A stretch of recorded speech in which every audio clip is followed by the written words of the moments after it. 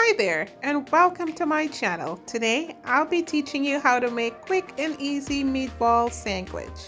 So last night we had meatballs and spaghetti for dinner.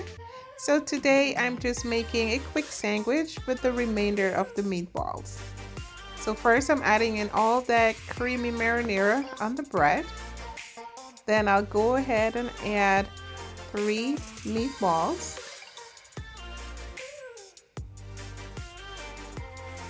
Guys, these meatballs are so juicy, so delicious. You guys must try this recipe.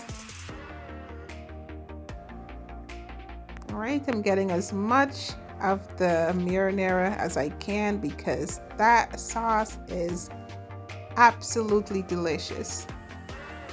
All right, so here I'll move that aside. And I'll go ahead and add some Parmesan cheese.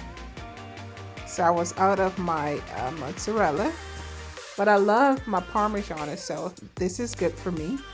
Add some fresh parsley, some more Parmesan, and this I'll place in my oven for about 2 minutes until the cheese is a little bit melted. And there you have it, guys, my quick and easy meatball sandwich.